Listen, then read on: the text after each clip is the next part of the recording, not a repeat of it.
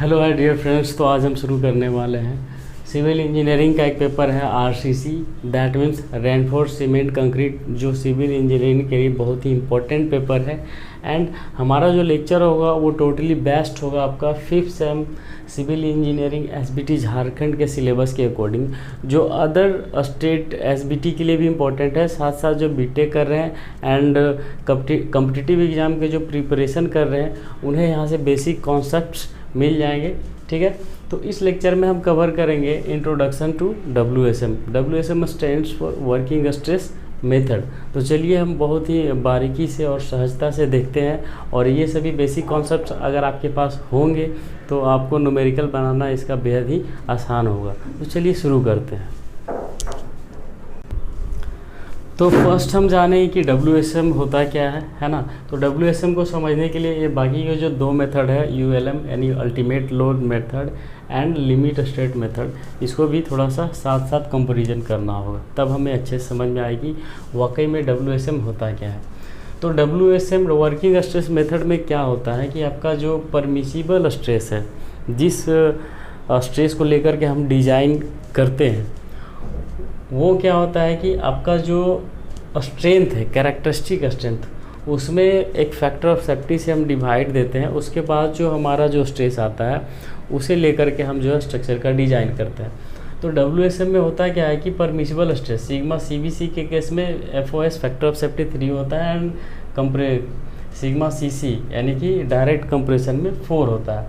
तो यहाँ पे ये है जो फैक्टर ऑफ सेफ्टी हो गया, वो एलएसएम में क्या होता है 1.5 होता है, तो डबल से भी ज़्यादा होता है। इस कारण क्या होता है कि हमारा जो मटेरियल जो होता है ज़्यादा लगता है, और स्ट्रक्चरल मेंबर के जो डायमेंशन होते हैं वो कुछ ज़्यादा ही आते हैं, ज़रूरत से ज़्यादा आता है, जिस कारण ये क्या होता है अनइकोनॉमिकल हो जाता है। ठीक है, बट अगर हम बात करें अल्टीमेट लोड मेथड की, तो अगर FCK 20 है, FCK 20 मतलब कि अगर आप 28 डेज तक क्यूरिंग करते हो, तो उसके बाद जब आप टेस्ट करोगे तो 100% में मात्र 5% ही संभावना है कि फेल होगा, बाकी जो है सेफ होगा उस लोड पे। ठीक है, तो इसमें जो है टोटल का टोटल लोड लेकर के हम अल्टीमेट लोड मेथड जितना ये बियर कर सकता है उसी लोड को लेकर के हम डिज़ाइन करते हैं।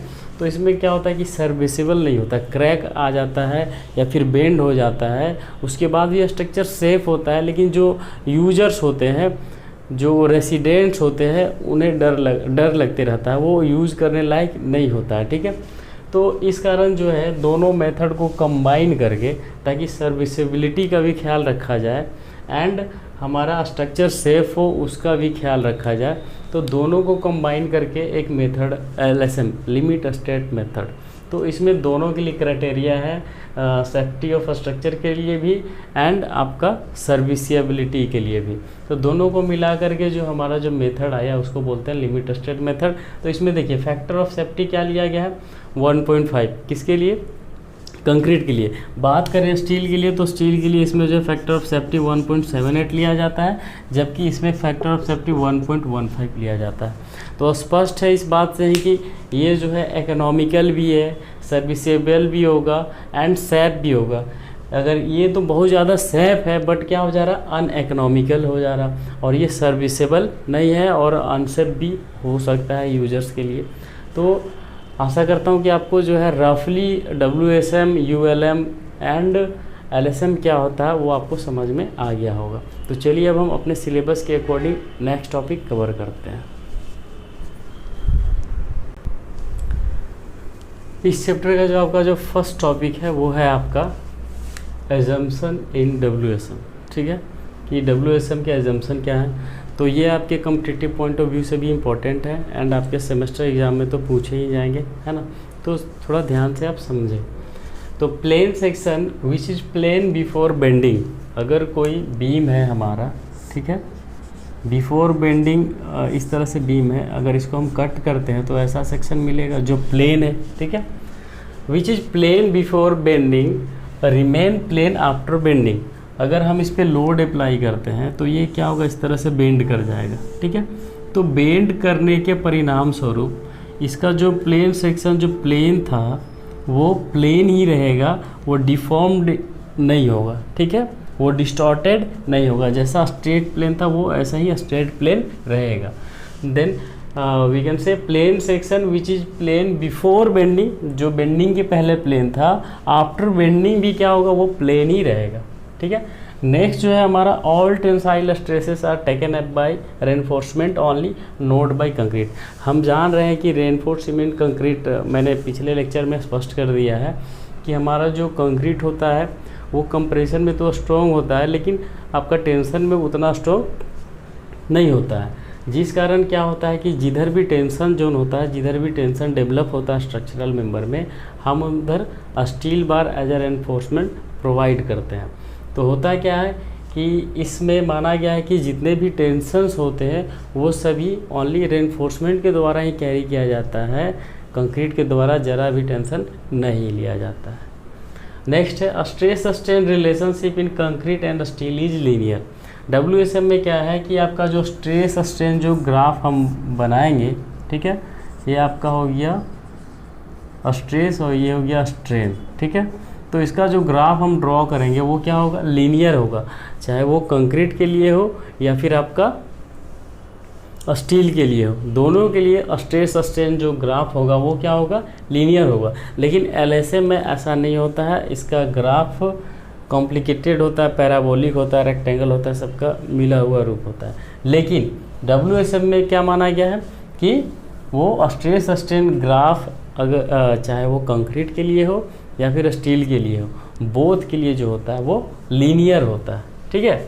And most important and last of the assumption is कि आपका जो मॉड्यूलर रेशियो कंसीडर किया जाता है इसमें, वो M बराबर मॉड्यूलर रेशियो क्या होता है, modulus of elasticity of steel upon elasticity of concrete, या इसको इस तरह से भी आप लिख सकते हैं sigma S upon sigma C, चूँकि एंड तो ये जो होता है मॉडुलर रेशियो RCC में, ठीक है, WSM में माना गया है कि 280 अपॉन 3 सिग्मा CBC होता है। ये आप कोड में भी देख सकते हैं। तो मॉडुलर रेशियो हम क्या कंसीडर करेंगे, 280 अपॉन 3 सिग्मा CBC। ठीक है।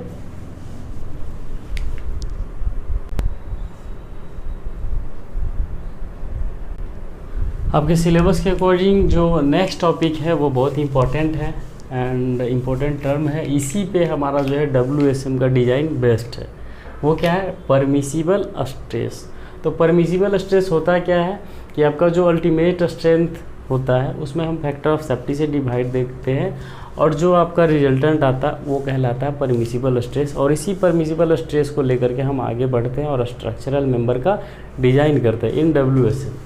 तो जब हम बात करें परमिसिबल स्ट्रेस ऑफ कंक्रीट की, तो होगा अल्टीमेट स्ट्रेंथ ऑफ कंक्रीट जो M20 M10 होता है, तो उसका 10 20 जो नंबर है वो लेते हैं, एंड फैक्टर ऑफ सेफ्टी से हम डिवाइड कर देते हैं। तो फैक्टर ऑफ सेफ्टी जो होता है इन WSM में फॉर कंक्रीट के लिए 3 और 4 होता है, वो डिपेंड करता है कि कौन सा स्ट्रेस आप फाइंड आउट कर रहे हैं। ठीक है, इसे हम आगे डिटेल में जानेंगे। परमिसिबल स्ट्रेसेस ऑफ स्टील का अगर हम बात करें तो उसमें क्या करते हैं, यील्ड स्ट्रेंथ ऑफ स्टील लेते हैं और उसे हम फैक्टर ऑफ सेफ्टी से डिवाइड करते हैं, and factor of safety steel के लिए इन WSM में 1.78 होता है। और यील्ड स्ट्रेंथ क्या होता है कि जब हम लोड अप्लाई कर रहे होते हैं तो पहले इलास्टिक रीजन होता है, तो इलास्टिक रीजन तक, ठीक है, तो इलास्टिक रीजन और इलास्टिक रीजन से जब प्लास्टिक रीजन में इंटर करता है, जब एक्सेसिव लोड अप्लाई करते हैं तो वो कहलाता है यील्ड स्ट्रेंथ। जब इलास्टिक से प्लास्टिक होता है तो वो जनरली प्रूफ स्ट्रेस यानी कि मैक्सिमम कितना स्ट्रेस ले सकता है स्टील, उसका 0.2% को हम कंसीडर करते हैं कि यील्ड स्ट्रेंथ है।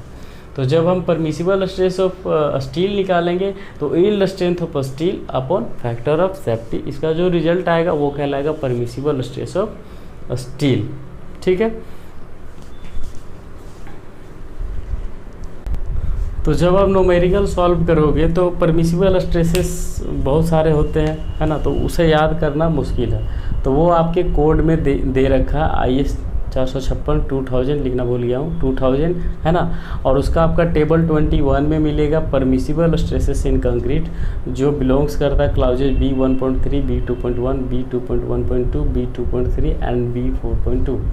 इस टेबल में जो भी आपको वैल्यूज़ मिलेंगे वो सभी न्यूटन पर mm स्क्वायर में होंगे। और हमारे पास जो कोड है उसका पेज नंबर 81 में है, और हो सकता है कि पेज नंबर डिफ़र करे, लेकिन टेबल नंबर जो है डिफ़र नहीं करेगा, टेबल 21 में ही मिलेगा। ठीक है, तो आप जब एग्ज़ाम देने जाओगे तो आपको कोड अलाउ रहता है, बस आपका जो प्रिंसिपल या HOD है उनसे जो है साइन करा लेना होता है। ठीक है, उसके बाद जो है आप उसको लेकर के आप एग्ज़ाम में जा सकते हो। तो ये सारा वैल्यू आपको याद करने की ज़रूरत नहीं है, आपको कोड से ही मिल जाएगा। तो आप जब न्यूमेरिकल सॉल्व करोगे तो उसका परमिसिबल स्ट्रेसेस आप IS 456/2000 के टेबल 21 से लोगे। नेक्स्ट टॉपिक है हमारा वो है flexural member, singly reinforce section. ये होता क्या है फ्लेक्सुरल मेंबर, पहले इसे हम जान लेते हैं। जो भी स्ट्रक्चरल मेंबर आप सब्जेक्टेड टू बेंडिंग है, जिसका भी लोड के कारण अगर बेंडिंग इफेक्ट हो रहा है तो वो कहलाएगा हमारा फ्लेक्सुरल मेंबर। और फ्लेक्सुरल मेंबर में जनरली क्या आएगा, बीम आएगा। ठीक है, एंड उसमें फ्लेक्सुरल मेंबर में सिंगली रेनफोर्स सेक्शन क्या होता है। ठीक है, तो जो भी स्ट्रक्चरल मेंबर है, ठीक है, जिसमें आपका रेनफोर्समेंट जो है केवल टेंशन जोन में ही प्रोवाइड किया जा रहा है, उसे हम कहेंगे सिंगली रेनफोर्स सेक्शन या singly reinforce flexural member section. ठीक है, तो आप देख सकते हैं कि ये बीम है, इस पर जो है डाउनवर्ड लोड लग रहा है, तो इस पर हमने एक सेक्शन कट किया है। तो इस सेक्शन को मैं यहाँ बड़ा करके दिखाया हूँ। तो इस कारण जो है आपका जो कंप्रेशन जोन क्या हो जाएगा, न्यूट्रल एक्सिस के टॉप में हो जाएगा, ऊपर में हो जाएगा, एंड टेंशन जोन जो है वो न्यूट्रल एक्सिस के नीचे में हो जाएगा। तो हमने क्या कहा है कि आपका जो रेनफोर्समेंट रहेगा वो केवल टेंशन जोन में ही प्रोवाइड किया जाएगा, तो उसे हम सिंगली रेनफोर्स सेक्शन कहेंगे। तो यहाँ पे देखिए ये जो है स्टील बार्स दिखाए गए हैं जो कि टेंशन जोन में है, तो ये आपका क्या है, सिंगली रेनफोर्स सेक्शन है। तो आशा करता हूँ कि आपको सभी टर्म जो है बहुत ही आसानी से समझ में आया होगा। अगर समझ में आया तो आप लाइक करें, ये मेरे को इनकरेज करता है ताकि मैं और अच्छी से अच्छी और ज़्यादा से ज़्यादा लेक्चर आप लोगों के लिए लाऊं। और आपकी कुछ भी मतलब कि डाउट्स है तो आप कमेंट करके मेरे से पूछ सकते हो। So thank you so much.